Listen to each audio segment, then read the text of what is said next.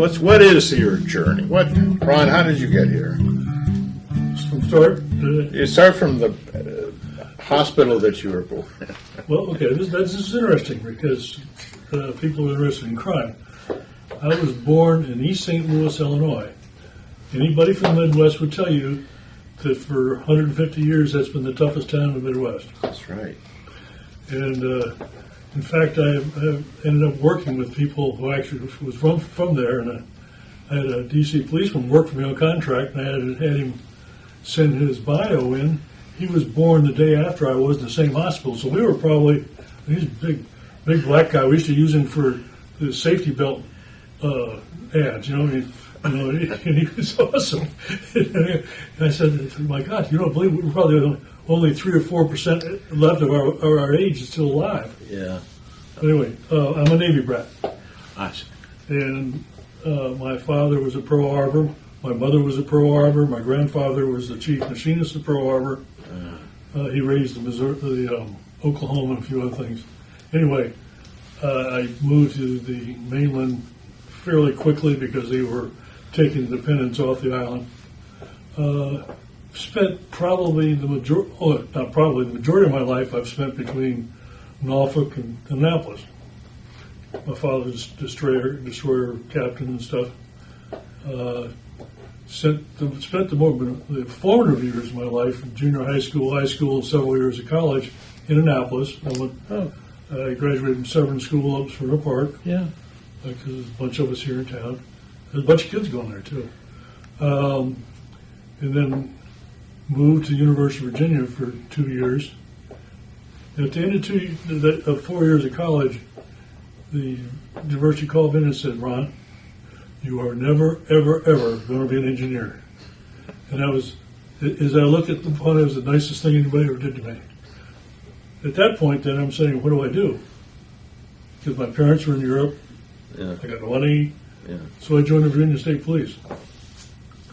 And I was in law enforcement for 8 years.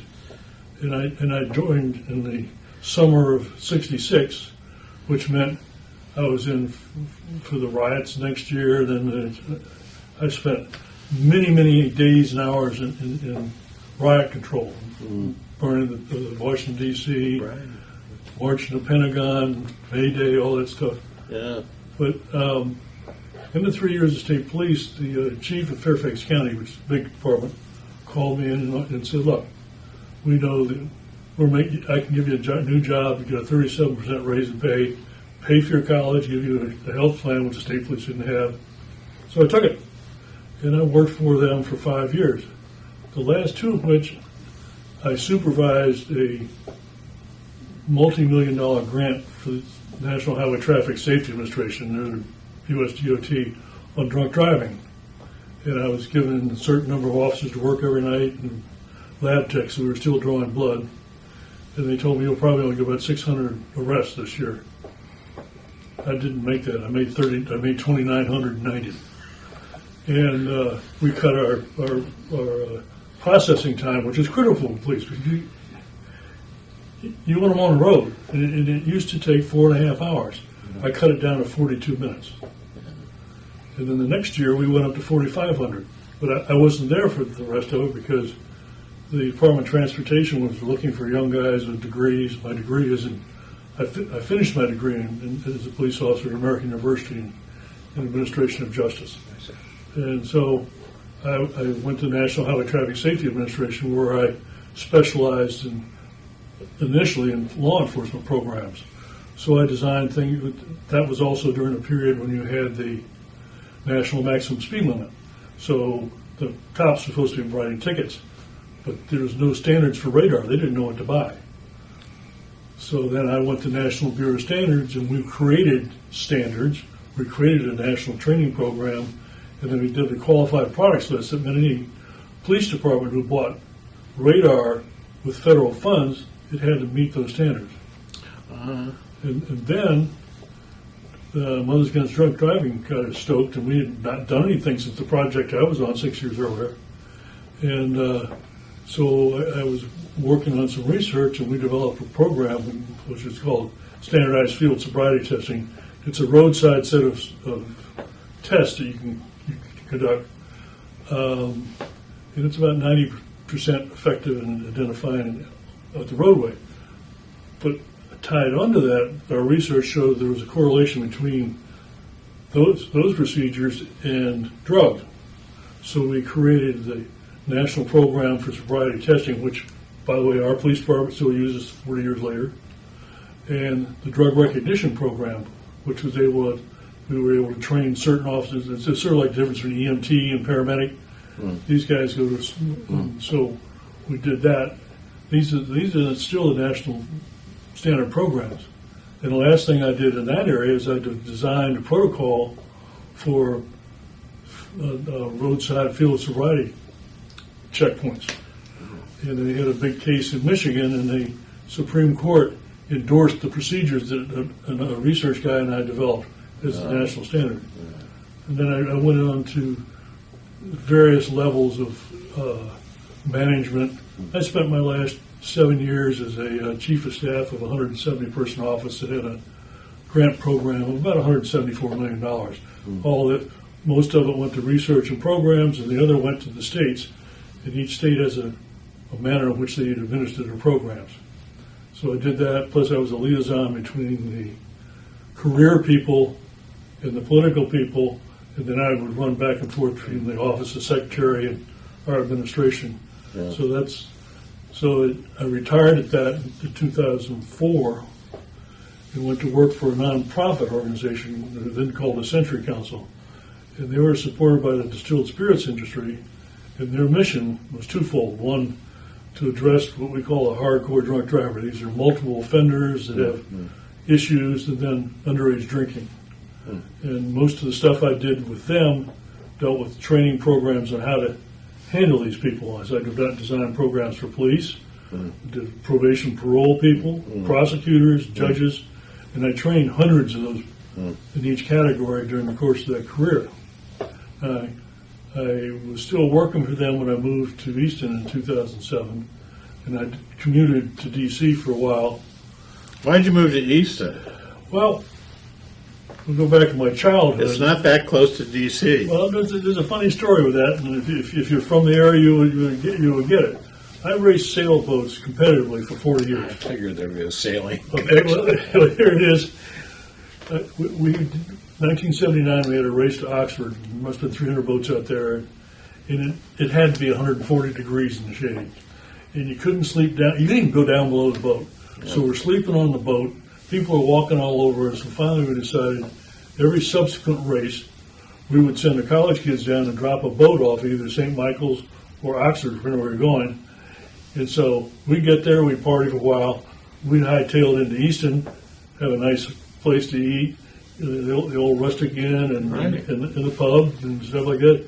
And we'd have a nice shower and sleep, and we'd go back there. And the college kids, they were going to be partying all night long anyway. So so I did that, but I was looking in Fairfax County where I was living. I lived a mile north of Washington's Mount Vernon. Property taxes were outrageous. Yeah. And at this point, I'm a single dad. Yeah. My son's out of high school. I'm paying $12,000 in property tax for a small house. And in a neighborhood, I'm divorced, so I started looking around. And I kept on coming through Easton because I went to St. Michael's and didn't see anything I liked, or I didn't see anything that was not much, any higher than that off the water. And I grew up on the Chesapeake Bay, so I know what hurricanes do. Yeah. And the same with Oxford. Right. So I found a place in Easton, and I've moved 3 times. I started off in a townhouse, and then went to Easton Club East, and then my lady friend and I joined together. We bought a house in Easton Club because we got one that was big enough for our collective junk. And just to be specific, that is Ward 3, right? It is Ward 3. Yes, that's Ward 3. They say You've had problems with people moving out of the district, so... I mean, you understand that I'm criminal justice, my background. I don't know how not to do this. I mean, it's a foreign language to me. Yeah. And I've done significant volunteering from the time I got here. I've done hundreds and hundreds of shows at the Avalon here, ushered them. Shortly after I started ushering, they talked me into, for the plein air festival, I've been in charge of hanging the competition paintings for 14 years. My hat's off to you. I was this Not easy to do. Yeah, and then on the Waterfowl Festival, I was in charge of signs for 4 years. I helped with the Frederick Douglass really helped to get that big day winning for that. And last but more importantly, I coached at the high school for 2 years as an assistant coach on the lacrosse team. Where does that come from? Where does that volunteer? I've got a 35-year-old son who lives in town, and when he was going through it, they got a huge youth program in Northern Virginia. I ended up coaching with a guy who was a former All-American in the Navy for about 6 years, and we had tons of teams, and it was fun. And watching the kids, and we did well. So that made a difference. So, but I've always enjoyed doing stuff. And I'm not a television person. I do read. I read 150 books a year. But getting out with people, I love people, even though I'm sort of introverted. But I like to be around it. Yeah. Well, I mean, but this motivate. I'm sure Oxford is going through a moment right now. St. Michael's has difficulties. This is not always an easy position for people to be in, and so I'm kind of curious about what the motivation was to be in public office. Well, from the time I got here, I saw things that I thought to do better. Just minor things around town, traffic patterns. There were things that the way the town was sort of shaping up. I began to love the town because I'm not doing so much. I'm out all the time doing stuff here and stuff. And I watched the police department because I have been to literally hundreds and hundreds of police departments monitoring what they're doing. Yeah. And I watched that. And I was sitting a year after I retired from my last job, I'm bored to tears. Al Bon and Jessica they were always trying to get me out of the place. Look, we've seen enough of you. And so then I was pulled aside and said, well, you live in Ward 3. And I said, what's that? And he said, well, your county councilman, Len Wendowski, is going to retire. And I said, I don't know what you're talking about. So they said, we ought to check with him. So I called Len Wendowski, and he came over to my house. Spent 3.5 hours telling me what he did and so forth, so on. And I was enamored by it. So they're doing a lot of neat stuff that helps everybody. Yeah. And so I said, yes, I think we'll do that. And so he was my first signature on my petition, and I did it. I went door to door to almost every door in my ward, and I squeaked by and I won. And I would tell you, other than being a 21-year-old single Virginia State Trooper, second best job I ever had. And how long has it been? 2 terms? No. Just 2 terms. I finished my second one. And so when you look at those 2 terms, what would you call accomplishments? What are you the most proud of? Well, I'll give you one that I know I think is one that will catch everybody's heart. Being a former fatal accident investigator, 2 summers ago we had 3 accidents on Route 50 East at the bypass, or the Parkway, if you will. 2 fatalities and a serious personal injury. Just incredible. And I'm sitting there going, I could see what the problem was. I went to our town engineer and said, you got to do something, we got to do it quick, because if we have another one, we're going to get buried. We're going to be, and we wrote a pretty... What was the problem with it? Oh, I'll get to that. Okay. And so we wrote a pretty compelling letter to the State Highway Administration, and after a week we hadn't heard anything, and I'm getting antsy, because all I can do is wait to hear I got another one.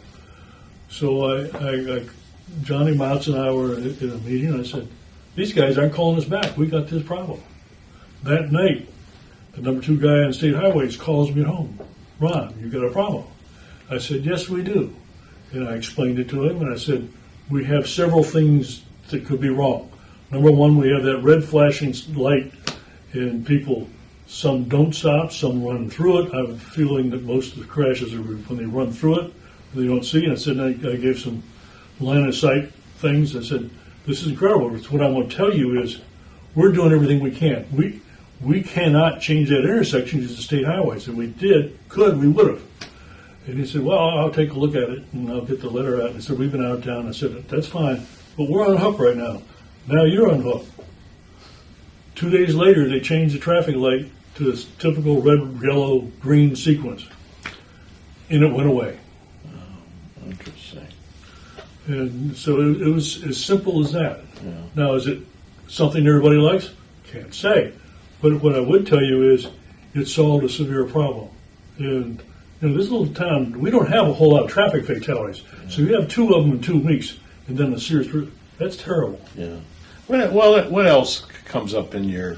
The next one would be, I've been on a town's economic development commission almost from the get-go. And I started it right at the beginning of the creation of the Eastern Point Master Plan. We were then having public meetings, bringing people in to talk about it, and trying to find out what people want. Then we went through a series of more meetings. We came out with some plans, put it out to comment, and we came up with a pretty cool plan for the future. Then we went back to our people in the county board planning and zoning and came up with an MXW, which is a zoning template, which means tells you how big the building should be, how far away from the water and stuff, and it locks it in, so we're not going to have to worry about having 3 Wawas and 2 Royal Farms. So it's all put out. We're at this point have started taking property. We just within the year bought Southern States.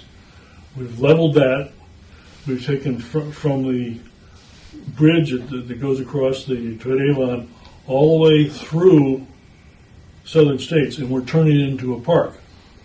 One of the neat parts of that park is that Phillips Wharf has put their thing there, which is how neat can that be? The kids around playing around, they go there and they got the trailer there, and there's all sorts of wildlife. We're proposing to put a double boat ramp there. We're also proposing to put a canoe kayak ramp so people can go there and go in and out. But we have one hurdle, the Vulcan Materials, that brings that big barge in there. When that is gone, this thing is going to take place. A lot of people, all the properties accounted for except for that. Yeah. And we've already started doing the infrastructure. We're putting all the electric wires for electricity, broadband, you name it. We're going to be putting that through there. We're putting the rails to trail bike path over top of that, and then we're going to pave the road that we will build around. So that's something I hope I'm around to see develop. But we want to make that the jewel of the Eastern Shore, and I think it can be if it's done right. And I have full confidence in the town's ability to handle planning and zoning. We currently now have a very good group of people doing it. We're trying to get one more really good guy on that thing, and they're sort of our traffic cop on this. If you can't get by them, you can't build it. One of our critical areas right now is the area of police department and fire. I'll talk with police first. With the current trend nationally, where a lot of people who would normally want to be police don't want to go through that. Hiring police officers is extremely difficult nationally. So we have a challenge to keep our department up to the proper size to do what we want.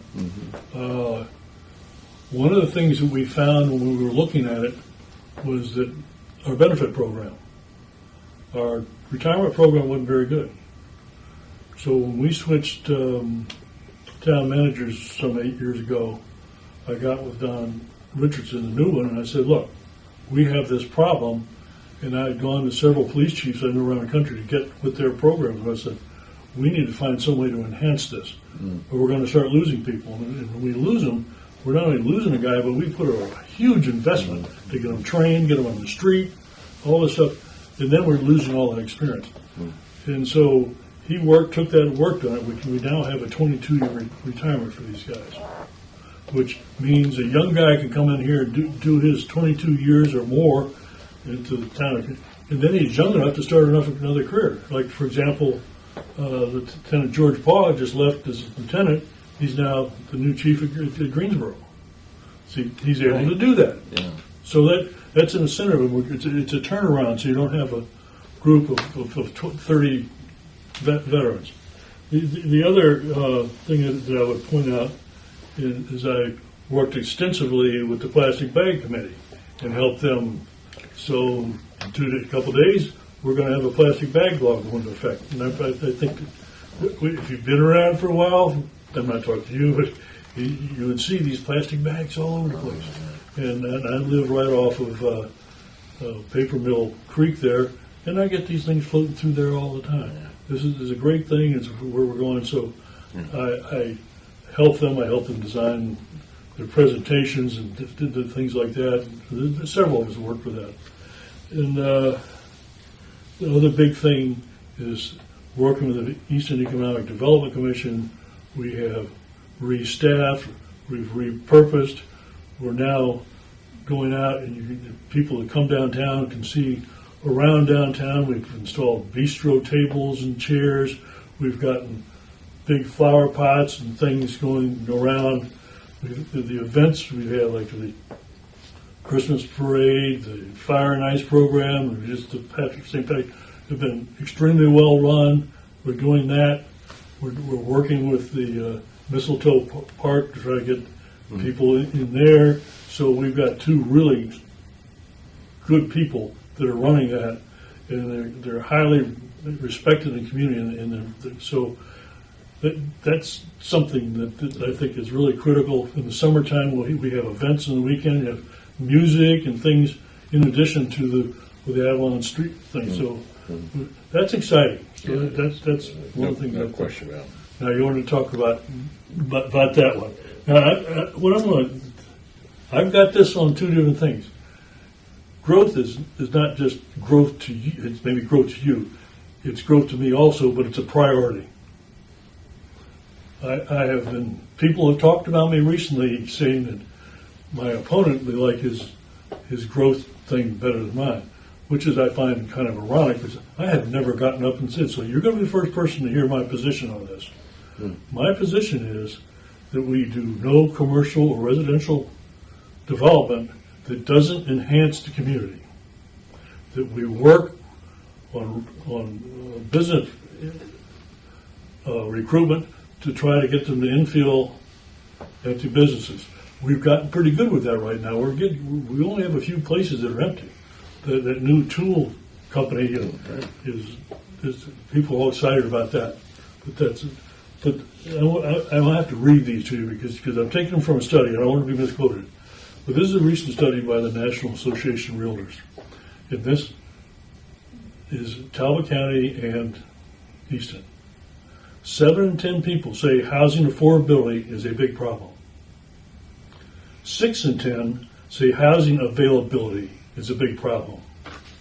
Most residents define affordable as paying below $1,250 a month. Most agree that there's too little housing in Talbot County. Too little housing for low-income people and people just starting their careers. Now, here's where we are. Our inventory of houses is almost non-existent. And here's what happens. When you do that, each house that comes up, there's a queue of people waiting for it. Now, I just sold 4 houses in the past 4 years and astounded for what I got for them. People not only paying for it, I had one guy pay $20,000 over asking with cash. So what's happened from February of last year to February of this year, the cost of housing has gone up 18% in 1 year. And that's with the high mortgage rates. So that's one of the issues that we have here. The town's going to grow. We need to ensure that it grows responsibly. So that gets into the developmental question of growth. Some people will quickly say, well, we're going to stop development for 3 years. Okay, you do that. Well, you go back to the cost of housing. It'll continue to go up. To get what is referred to as an affordable house, you cannot build a single-family affordable house in Easton or Talbot County at this point. They're just too expensive. So you need to go into multiple housing units, townhouses, or 6 things of that order. If you go downtown and you go to restaurants, all the restaurants are suffering because they can't get people. The people that need to work in these restaurants can't live here. They have to be 2 or 3 counties over, and they drive over here for $12, $13 an hour. So we had 2 very prominent ones leave. We had Banning's right here, and we had the pub, which I used to go to in the 70s. They're gone. Why? They couldn't get the people to do it. And we have even Blue Point Hospitality is advertising for help. Why? They've got the best benefit package of any employer in the area, and he kept them employed all through the COVID. So that's one of the things. There are 3 of us that are working extensively, and the thing that will affect growth the most is we have a comprehensive plan. That plan is a blueprint for a period of 10 years. We've reached the end of our last one, but people talk about growth in Easton. When the last plan was formulated, they said we anticipate a 1% growth rate per year. For the past 10 years, our growth rate has been 0.7. I am hit with, what about the schools? Okay, here about schools. They, for the past 5 or 6 years, have lost about 150 students per year. So their enrollments are going down. We don't hear about that. That's usually one of the things we talk about. Getting back, we're working on a new comprehensive plan. I took the leadership in that.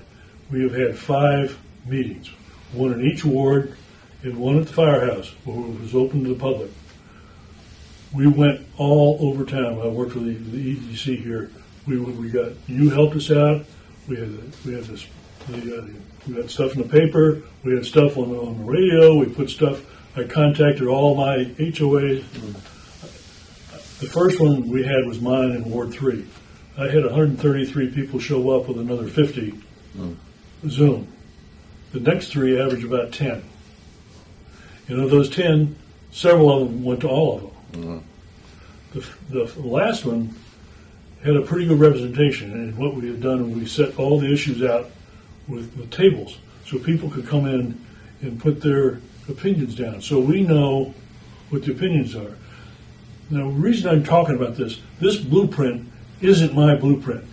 It's not planning. It's the town's blueprint. We're bringing the people in the town to come in and give us their feelings on that. That's why I gave you that data, because that's the real thing. That was the stuff I gave you was from a scientific study that does this. I know what perception is. Perception's of the beholder. Okay, what people are saying. But if we also go to this 2 or 5 year moratorium on housing, what do we do? How are we going to handle affordable housing? For the last council election, they're all talking about we're going to reduce development and we're going to do affordable housing. Well, you can't develop in Talbot County anyway unless they're limited to 1 house or 2 acres. So there's no development. They don't have any public utilities. They don't have sewer. They don't have water. They don't have gas. You come to Easton, our residents, they get all that. That's why they want to come here. And we've got the finest utility program anywhere around here. Yeah. So that's one part. The other part is we need to tighten up some of our zoning stuff. And one of the things we need to do, we have an affordable housing fund, but typically it's only been funded by those houses, those developments are what they call planned unit development. There aren't very many of them. We just had one on Galloway up on Matthewstown, and an apartment development on Elliott. The first two we've had since Ashby Commons, which was about 12, 13 years ago. That's the only ones we've had. Now we've had several conventional developments. That just went. One of them is called Four Seasons. It was supposed to move on to Iowa. It was they didn't have to do. Excuse me. They didn't have to participate in this because it's a conventional thing. Typically they've gone to the plan unit, the PUD group, to get, because you're asking for things. I am going to be proposing that all development contribute to the affordable housing, regardless. We need that. Now, what we do right now with affordable housing is we try to help people who've been here. So if a family's been there for 50 years and the roof's starting to go, we give them a grant to fix the roof. Then we don't have to relocate them. They have the luxury of staying where they are. Smart. Yeah. And so we're working on that. The other part is, I'm not real political, find you, but it's sort of like the term woke, affordable housing. Well, our code doesn't define affordable housing, workplace housing, government, and low-income housing. These are areas that these are all going to be included. So I've been doing the comp plan. Megan Cook and Don Avatello have been working on the other, because three of us can't be in the same room together. But we talk collectively, do stuff. So we're going, in the next year, we're going to have a new comprehensive plan that will cover all the development, will cover some of these issues. But I'm saying, I understand the development, but I think we still need some development. It has to be smart, it has to be appropriate, and it has to enhance our community. If it doesn't enhance the community, we shouldn't be doing it. We only have a couple minutes left. I want to make sure that I ask every candidate what the differential is, meaning what do you think you're bringing to the table in this election that maybe others are not to the town council? I serve on 10 commissions in various functions.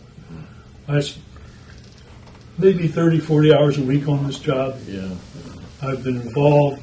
If you call me, I show up. I've been to hundreds of events. I've participated in things. If people don't agree with me or disagree, I'll sit down and talk to them if we don't disagree. But I have been involved in the community. I talked about the volunteer stuff.